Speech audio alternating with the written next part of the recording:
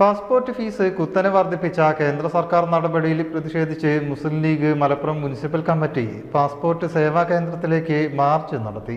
P Abdul Hameed ധർണ ഉദ്ഘാടനം ചെയ്തു. ജില്ലാ Muslim League general secretary P Abdul Hameed ധർണ ഉദ്ഘാടനം ചെയ്തു. ജനങ്ങളെ എത്രമാത്രം ബുദ്ധിമുട്ടിക്കാൻ സാധിക്കുമോ അത്രമാത്രം ബുദ്ധിമുട്ടുകൾ. ഇപ്പൊ ഞാൻ പറഞ്ഞ പാസ്പോർട്ടിന്റെ സ്ഥിതിയാണ് ഇപ്പൊ ഇത്. ഇപ്പൊ ഞാൻ പറഞ്ഞ ക്രൂഡ് ഓയിലിന്റെ വില ക്രമാതീതമായി താണു.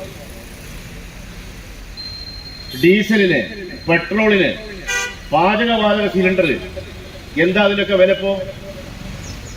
അത് കുറയ്ക്കാനുള്ള ഒരു നടപടി ഗവൺമെന്റ് ചെയ്യുന്നില്ലല്ലോ. ഇതിങ്ങനെ അടിച്ച് പിഴിഞ്ഞു കൊണ്ടുപോവാണ്.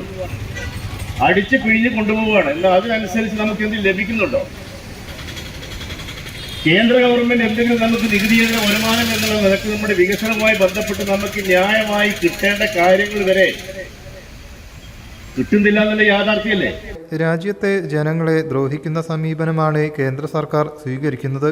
ഹജ്ജിന് അപേക്ഷിക്കുന്ന ഈ ഘട്ടത്തിൽ തന്നെ ഫീസ് വർദ്ധിപ്പിച്ചത് മലബാറുകാരെയാണ് ഏറ്റവും കൂടുതൽ ബാധിക്കുകയെന്നും അദ്ദേഹം പറഞ്ഞു.